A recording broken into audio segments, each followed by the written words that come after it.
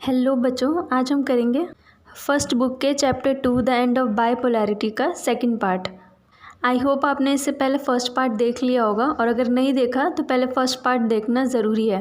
हमने first part में पढ़ा था कि कैसे यूएसएसआर जो है वो डिसइंटीग्रेट हो गया था, सोवियत यूनियन जो है वो डिसबैंड हो गया था, और उसके क्या क्या रीजंस थे।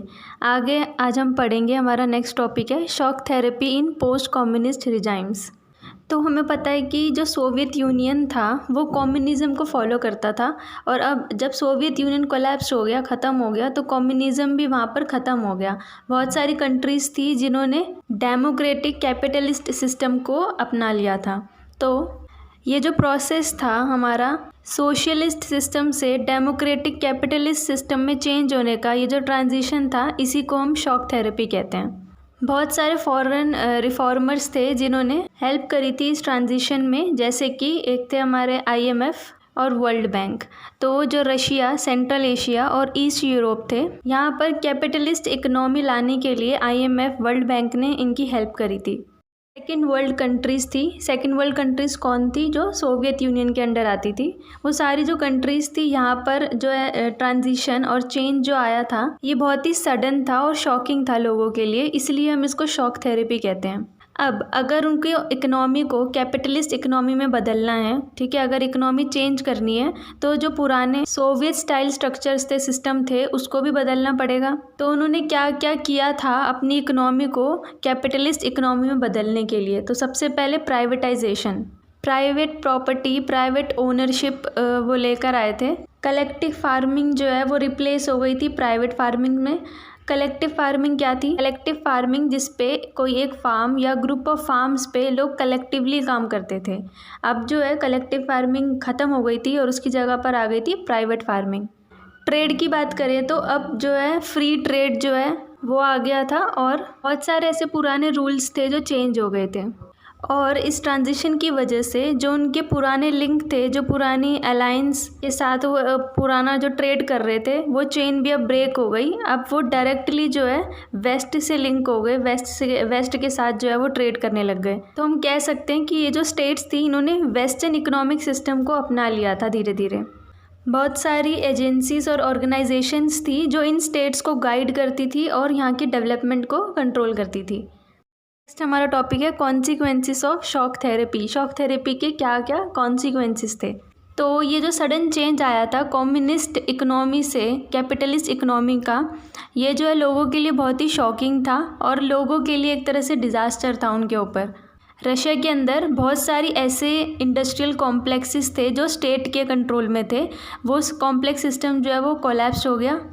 90% इंडस्ट्रीज़ जो है वो सेल पे लगा दी गई प्राइवेट ओनर्स या प्राइवेट कंपनीज़ के लिए, क्योंकि पहले स्टेट कंट्रोल इंडस्ट्रीज़ होती थी। अब जो है प्राइवेटाइजेशन आ गया, तो उनको प्राइवेट करने के लिए उन सारी इंडस्ट्रीज़ को जो है सेल पर लगा दिया, और उसको हम largest garage sale in history भी बोलते हैं, क्योंकि बहुत सारी ऐसी वैल्यूएबल इंडस्ट्रीज़ थी जो अब अंडर वैल्यूड हो गई थी, और उसको बहुत ही कम प्राइसेस पे जो है सोल्ड किया जा रहा था।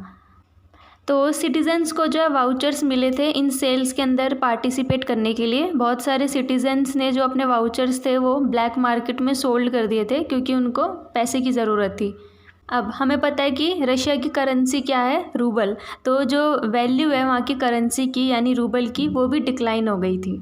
और हमने 9th क्लास में पढ़ा था हिस्ट्री के अंदर, है ना, जब रशियन रेवोल्यूशन पढ़ी थी, कि रशिया जो है वो एक्सपोर्टर था फूड का। वहाँ पर 80% जो है वो एग्रीकल्चर होती थी, और वहाँ पर लोग क्या फॉलो करते थे? कलेक्टिवाइजेशन प्रोग्राम पढ़ा था ना हमने, तो वहाँ पर कलेक्टिव फार्मिंग चलती थी। लेकिन अब क्या हुआ, क्योंकि कलेक्टिव फार्मिंग भी बंद हो गई, प्राइवेट फार्मिंग आ गई, तो वहाँ पर जो है फूड स्कैरसिटी होने लग गई, और रशिया को जो है फूड इम्पोर्ट करना पड़ा। लोगों को जो पहले सब्सिडीज़ मिलती थी वो भी अब जो है वापस ले ली गई, सब्सिडीज़ भी ख़त्म हो गई, बंद कर दिया। इसकी वजह से बहुत सारे लोग थे जो पॉवर्टी लाइन में चले गए। इसी टाइम पर जो है बच्चों माफियाज़ जो थे वो भी इमर्ज होना स्टार्ट हो गए इन कंट्रीज़ के अंदर। माफियाज़ जो है वो आने लग गए, और वो क्या करते थे, ज़्यादातर इकोनॉमिक एक्टिविटीज़ जो थी वो जो है वो सारी कंट्रोल करने लग गए थे। तो यहाँ से पता चल रहा है कि रशिया में कुछ अच्छा टाइम नहीं चल रहा था उस टाइम पर। बहुत सारी जो सोवियत स्टेट्स थी पहले की, जैसे कि रशिया, वो जो है रिच और पुअर रीजन में डिवाइड हो गई और लोगों के बीच में अब ज़्यादा इकोनॉमिक इनइक्वालिटी आ गई। अब जब इन कंट्रीज़ का कॉन्स्टिट्यूशन ड्राफ्ट हुआ वो भी बहुत जल्दबाजी में हुआ। जैसे कि रशिया का एग्जांपल लें तो रशिया में जो है स्ट्रॉन्ग प्रेसिडेंट था जिसके पास जो है बहुत सारी पावर्स थी। सेंट्रल एशिया में भी प्रेसिडेंट को बहुत सारी पावर्स मिल गई जिसकी वजह से बहुत सारे तो उनमें से अथॉरिटेरियन भी हो गए, मतलब पहले की तरह ही अथॉरिटेटिव हो गए। जैसे कि तुर्कमेनिस्तान और उज़्बेकिस्तान जो थे, वहाँ के प्रेसिडेंट ने अपने आप को 10 ईयर्स के लिए अपॉइंट कर दिया और फिर और 10 ईयर्स के लिए एक्सटेंड कर दिया। इंडिपेंडेंट जुडिशरी कल्चर भी वहाँ पर अभी तक इस्टेब्लिश नहीं हुआ था।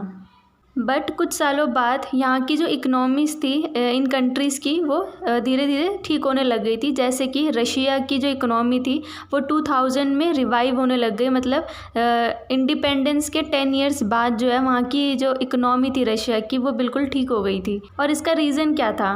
रीज़न था वहाँ के नेचुरल रिसोर्सेस। वहाँ पर जो है ऑयल, नेचुरल गैस और बहुत सारे मिनरल्स है जो पाए जाते हैं, और रशिया जो है वो उसका उनके एक्सपोर्टर बन गई थी, ऑयल के, नेचुरल गैस के एक्सपोर्टर बन गई थी, जिसकी वजह से वहाँ की इकनॉमी जो है वो बहुत ज़्यादा अच्छी हो गई थी।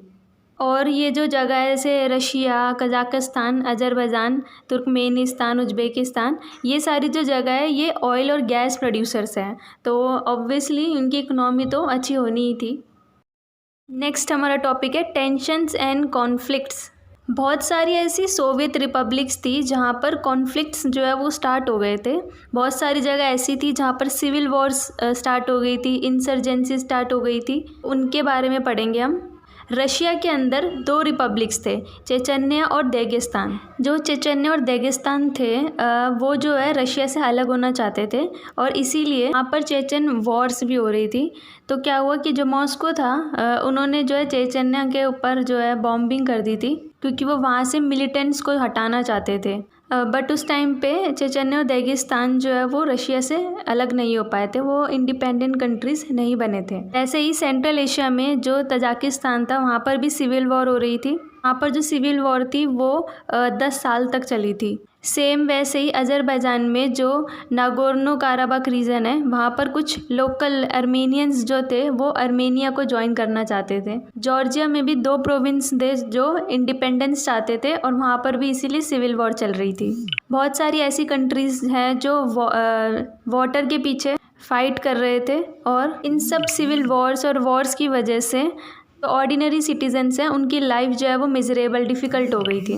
सेंट्रल एशिया में बच्चों वहाँ के जो कंट्रीज़ है वहाँ पर जो है ऑयल रिसोर्सेज बहुत है, जिसकी वजह से उनको बहुत ज़्यादा इकोनॉमिक बेनिफिट मिलता है। लास्ट हमारा टॉपिक है India and post communist countries. India ने अपने रिलेशन सारी पोस्ट कम्युनिस्ट कंट्रीज़ के साथ बहुत अच्छे से मेंटेन करके रखे थे और सबसे ज़्यादा स्ट्रॉन्गेस्ट रिलेशन जो है वो है इंडिया और रशिया के बीच में। इंडिया के जो हीरोज़ हैं, राज कपूर से लेकर अमिताभ बच्चन तक, वो सारे हाउस होल्ड नेम्स हैं रशिया के अंदर। रशिया और इंडिया दोनों का ही जो विजन है वो सेम है, मल्टीपोलर वर्ल्ड ऑर्डर। इसका मतलब क्या है? वो वर्ल्ड ऑर्डर जिसके अंदर बहुत सारी पावर्स जो है वो को एग्जिस्ट करें, साथ में एग्जिस्ट करें, और किसी एक कंट्री पर अगर अटैक हो तो वो बाकी कंट्रीज़ के ऊपर भी थ्रेट माना जाए, उनके लिए भी ये थ्रेट माना जाए और वो कलेक्टिव रिस्पॉन्स दें। सारी कंट्रीज़ के लिए इंडिपेंडेंट फॉरेन पॉलिसी हो और ये independent foreign policy, decision making, ये सब ऑर्गेनाइजेशन जैसे यूएन के थ्रू और ज़्यादा स्ट्रेंथ होने चाहिए और ज़्यादा डेमोक्रेटाइज्ड होने चाहिए। इंडिया और रशिया ने अपनी स्ट्रेटेजिक एग्रीमेंट 2001 में कम से कम 80 बायलैटरल एग्रीमेंट साइन किए थे और टाइम टू टाइम जो है रशिया ने भी इंडिया की हेल्प करी है। जैसे कि जब इंडिया को क्रायोजेनिक रॉकेट की ज़रूरत थी तब रशिया ने वो इंडिया को दिया था। रशिया और इंडिया और भी बहुत सारे साइंटिफिक प्रोजेक्ट्स में जो है कोलैबोरेट कर चुके हैं। और आपको पता ही होगा कि जो इंडियन मिलिट्री है वो अपने ज़्यादातर हार्डवेयर वो रशिया से ही लेती है। बच्चों, चैप्टर ख़त्म हो चुका है और इसके इम्पोर्टेंट MCQs जो पेपर में आ सकते हैं वो हम नेक्स्ट क्लास में करेंगे। अगर ये वीडियो अच्छा लगा हो तो इसे प्लीज़ लाइक करना और चैनल को सब्सक्राइब करना ताकि मुझे भी मोटिवेशन मिले आगे और नई नई वीडियोस बनाने के लिए। Thank you.